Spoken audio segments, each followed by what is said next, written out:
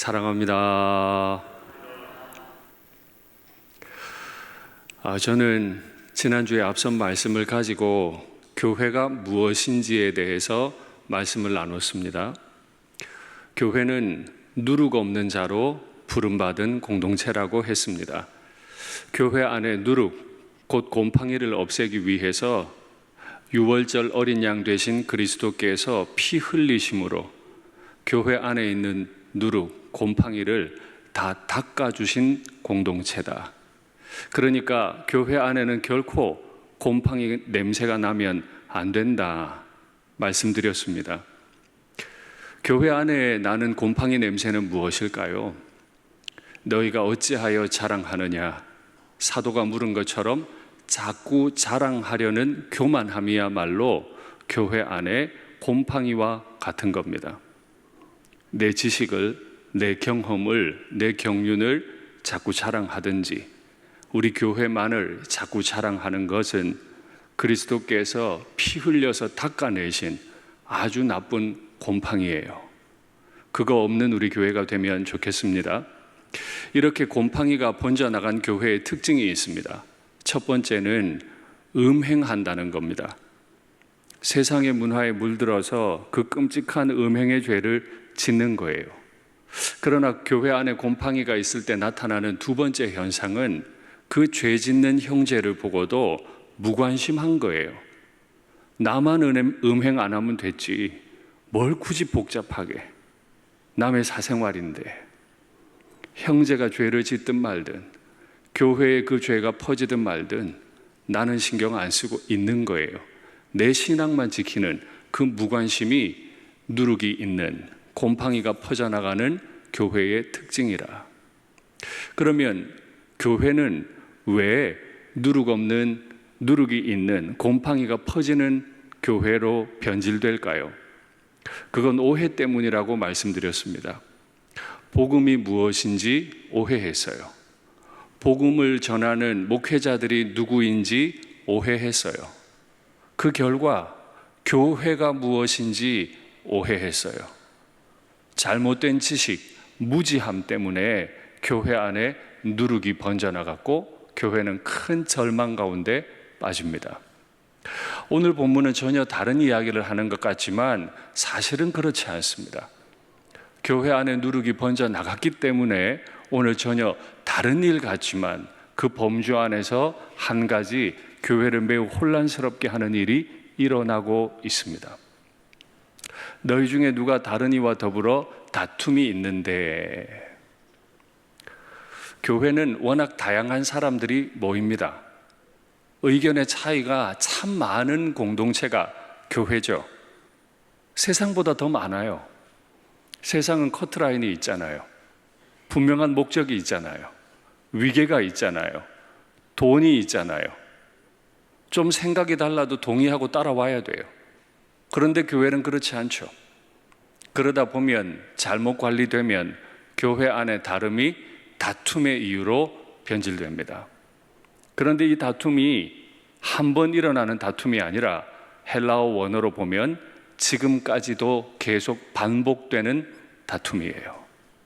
사람이 살다 보면 부부간에도 다툴 일이 있겠는데 다양한 사람들이 모인 공동체 안에 다툼이 없을 수 있겠습니까? 그러나 그 다툼이 반복되어서야 되겠습니까? 그건 곰팡이에요. 교회 안에 이 다툼이 일어난다고 할 때 우리는 깊이 한 가지 생각해야 될 게 있어요. 이 지점에서 다툴 수도 있지. 다투다 정드는 거지. 이렇게 말하면 안 돼요. 그리스도께서는 우리와 다투신 적이 없잖아요. 다툰 이후에 더 친해질 거라고 하신 바도 없잖아요. 그러니 우리는 절대 다투면 안 된다는 사실을 명심함과 함께 우리가 왜 다투게 되는지를 생각해야만 합니다.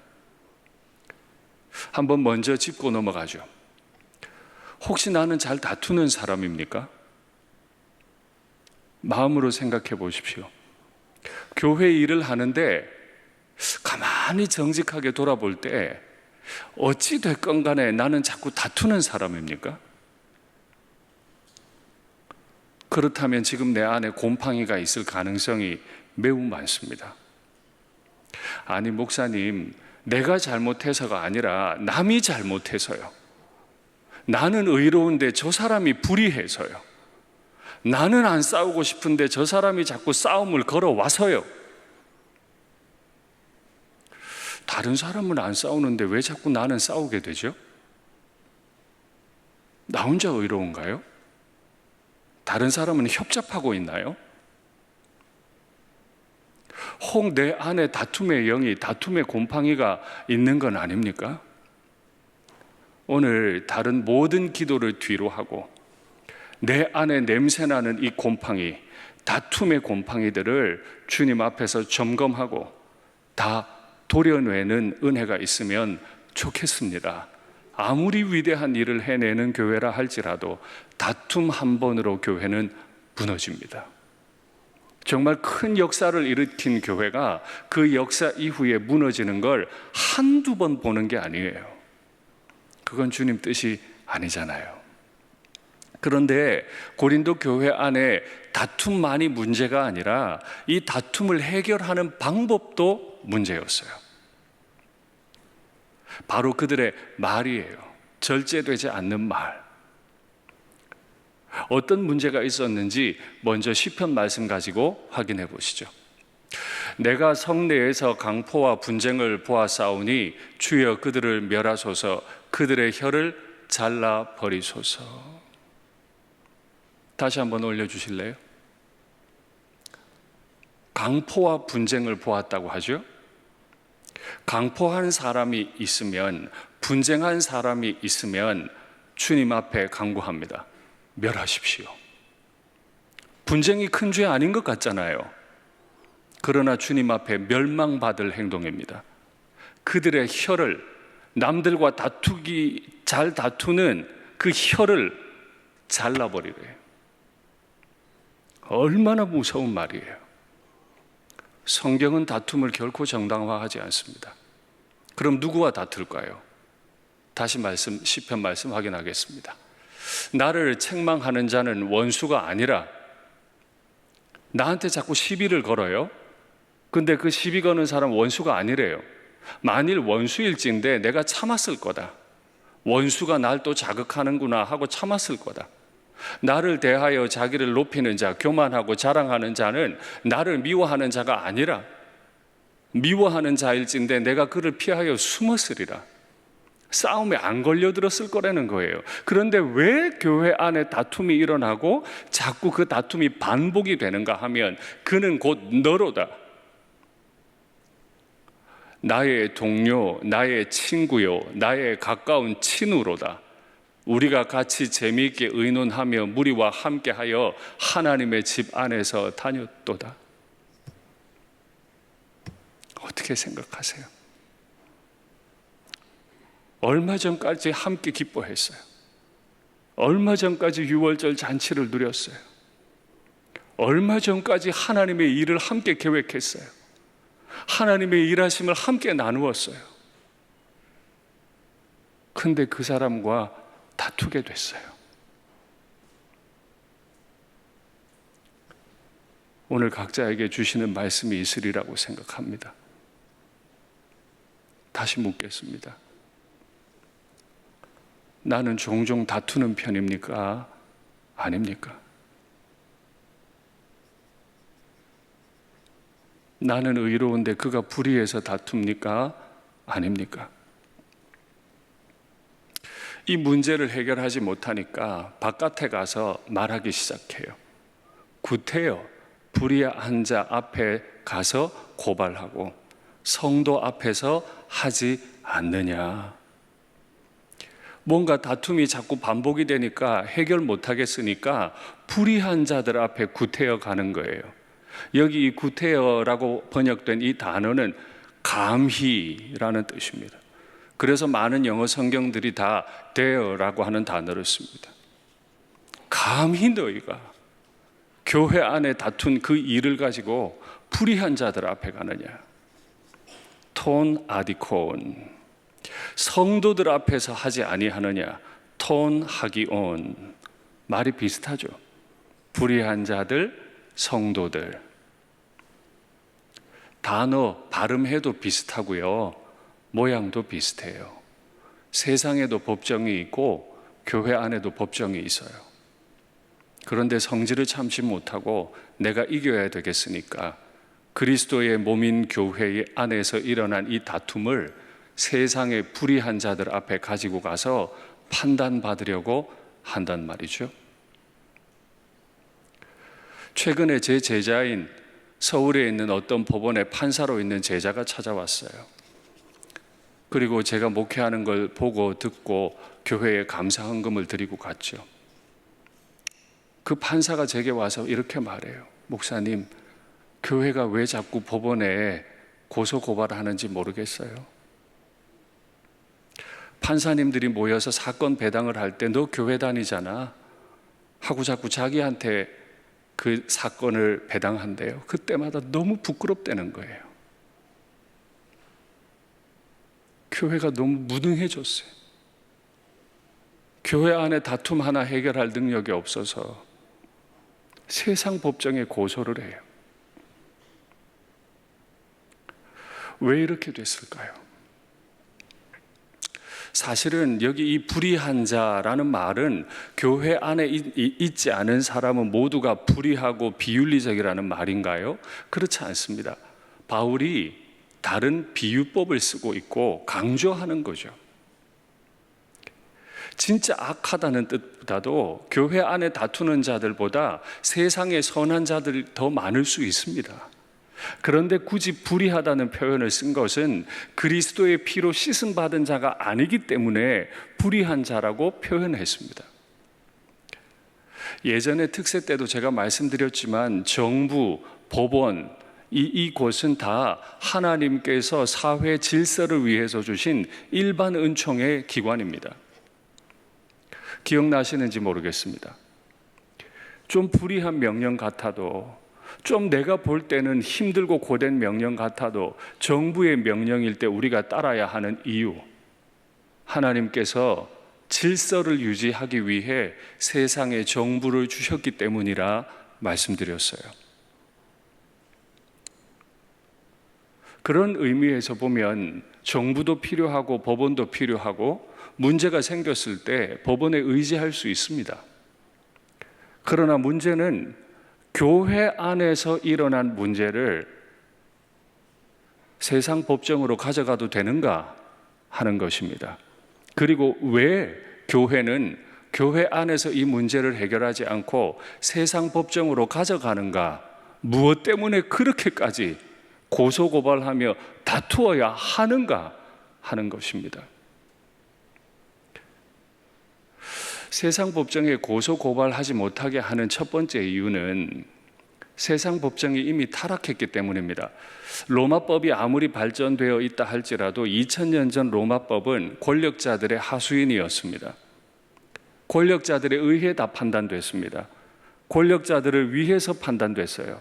그러니 법정에 가봐야 아무 소용이 없어요. 그런데 그런 법정에 가봐야 별 수 없는 결과론적인 문제 때문이 아니라 더 중요한 문제가 있어요.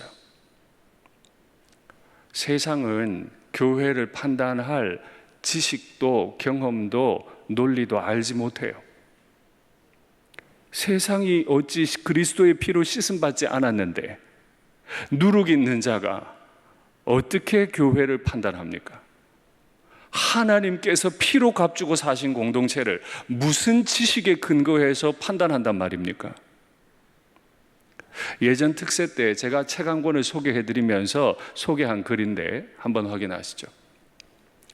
정부가 판단할 자료가 없고 교회를 뜻합니다. 정부가 교회를 판단할 자료가 없고 이 문제에 관한 모든 판단이 교회의 주권과 일치하지 않기 때문입니다.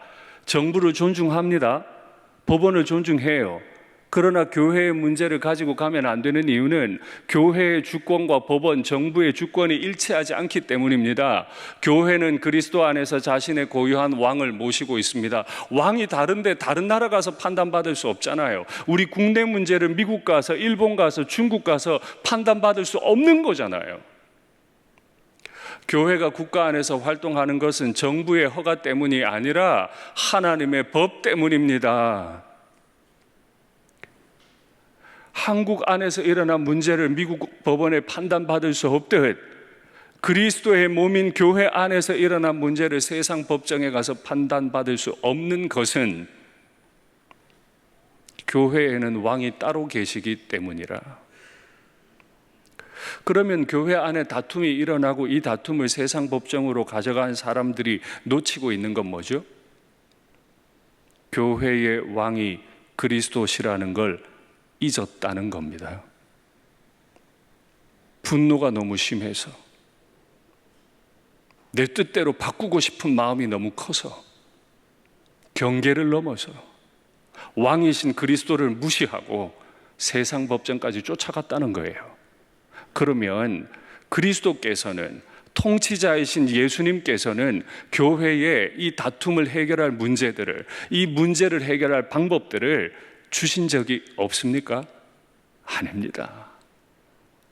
이미 불완전한 인생들이 모인 것을 아셨기에 예수님도 사도도 이미 그 문제 해결법을 다 주셨어요.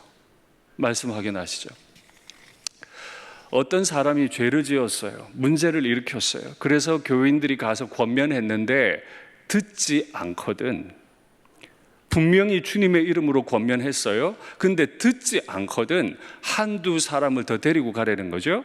가서 두세 증인의 입으로 말마다 확증하게 해라. 너 분명히 이렇게 말했다. 너 분명히 지금 이렇게 말했어. 너 지금 회개 안 하고 있다. 그들의 말도 듣지 않거든 교회 앞에 말하라는 거예요. 교회의 말도 듣지 않거든 이방인과 세리와 같이 여기라. 주께서는 피 흘려 값주고 교회를 사셨습니다만 이 피 흘려 값주고 사신 교회를 어지럽히는 사람들이 있을 때 교훈하고 치리할 권세를 교회에 주셨어요. 무턱대고 다 용납하는 게 아니에요. 회개할 때 받아들이는 거예요. 듣지 않으면 이방인처럼 내치라. 다음 말씀 확인하시죠. 밖에 있는 사람들은 하나님이 심판하시려니와 이방인들은 하나님이 알아서 하실 건데 교회 안에 이 악한 일을 하는 사람은 너희 중에서 내쫓으라. 무섭죠? 피로 값주고 사신 사람을 내쫓으래요. 주님께서 교회에 주신 권세입니다. 교회에는 이 권세가 있는 거예요. 교회의 질서를 위해서. 이 권세를 모르니까, 복음을 모르니까, 교회가 얼마나 권세 있는 단체인지 모르니까 함부로 경계를 넘고 교회 바깥에 가서 귀를 기울여요. 반대도 있죠.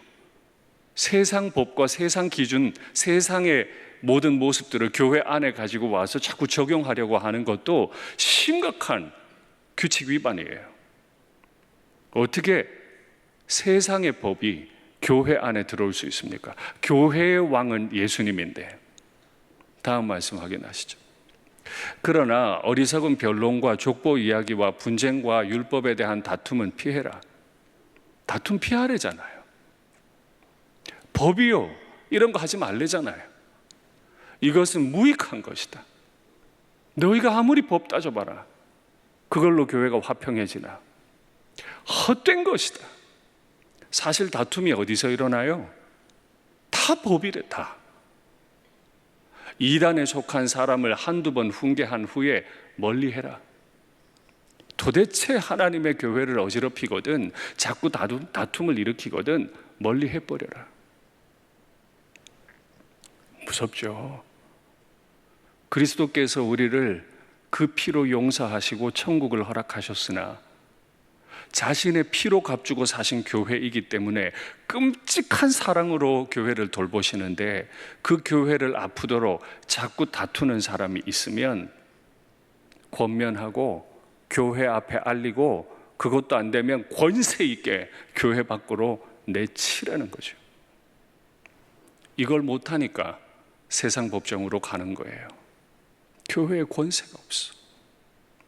그래서 사도 바울이 교회가 무엇이고 복음이 무엇인지 2절에서 다시 설명합니다. 성도가 세상을 판단할 것을 너희가 알지 못하느냐? 우리는 세상 법정에 갈 사람이 아닌 게 우리가 오히려 세상을 판단할 사람으로 부름받았어. 내가 너희에게 복음 전할 때 그렇게 가르쳤잖아. 어떻게 교회가 세상에 가서 판단해 달라 그래? 교회가 세상을 판단할 건데. 이걸 더 확대해서 질문합니다. 세상이 교회에게 판단받겠거늘 지극히 작은 일을 감당하지 못하느냐? 온 세상을 판단하도록 부름받은 교회인데 교회 안에 일어난 그 다툼 하나 해결하지 못하는 실력 없는 자가 되어서야 되겠느냐? 무엇으로 판단할까요? 또 내 법지식인가요? 또 내 경험인가요? 그건 무익하다니까요. 어떻게 판단할지는 후에 나옵니다. 또 한 가지 질문해요. 우리가 천사들을 판단할 줄을 너희가 알지 못하느냐? 그리스도인들은요, 천사도 판단해요. 눈에 보이지 않는 천사도 판단하는 존재로 부름받은 사람이 교회예요. 교회가 이런 권세 있는 공동체라는 사실을 알고 계십니까? 우리는 그 누구에게도 판단받지 않을 사람이라는 사실을 알고 계십니까? 천사를 판단한다는 건 무슨 뜻이죠? 정확한 의미는 아닙니다만 아마도 타락한 천사를 판단한다는 뜻일 수도 있겠습니다. 그리고 나중에 그리스도와 함께 왕노릇하면서 그 천사들을 통치한다는 뜻도 될 수 있겠습니다. 그리스도인으로 부름받았을 때 이미 우리는 세상을 판단하고 눈에 보이지 않는 영물인 천사까지도 판단할 자로 부름받았는데 이 권세 다 빼앗기고 세상 법정에 다 내놓느냐? 지금 이런 얘기죠. 너희가 세상 사건을 어찌하여 참 교회 안에서 가벼이 여기는 자들에게 이 문제들을 맡길 수 있느냐라고 질문합니다.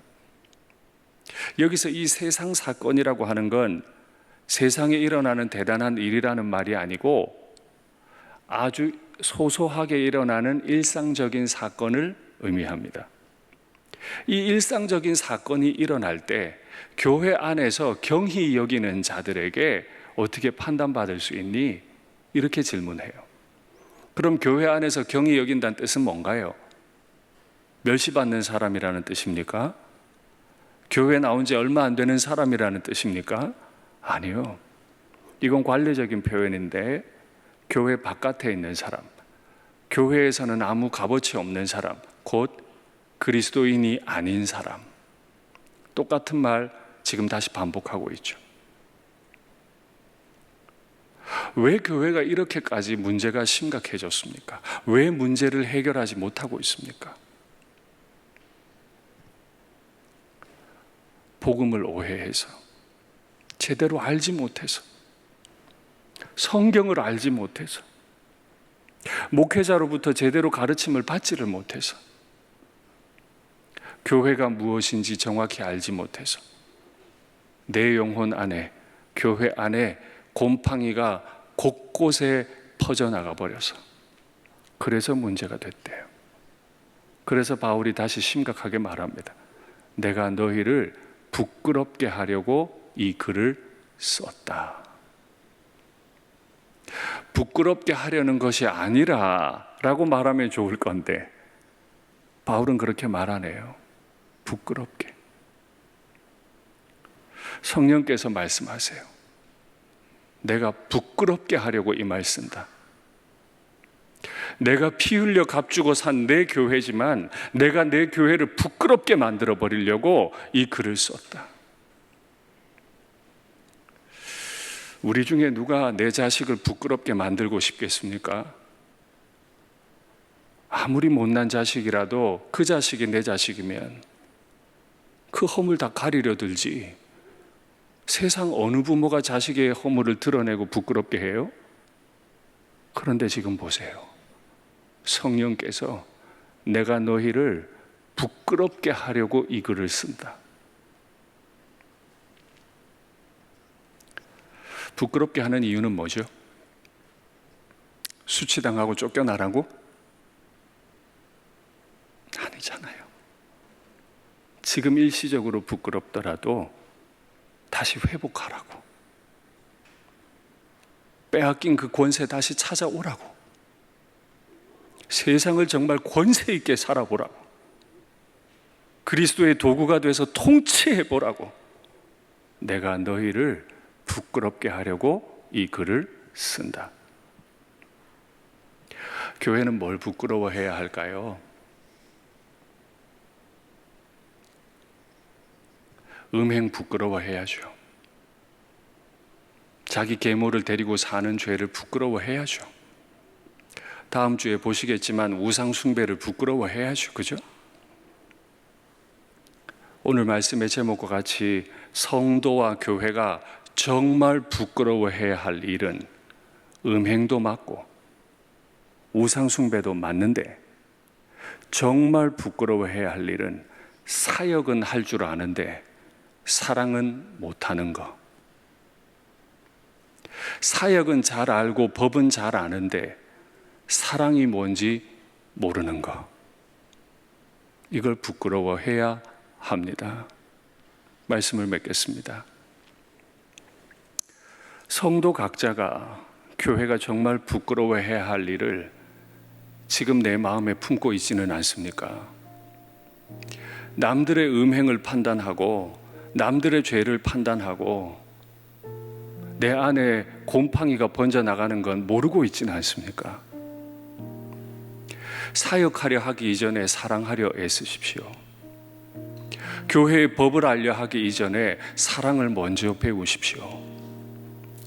그때야말로 주님께서 그 교회를 가장 존귀하게 사용해 주시리라고 믿습니다.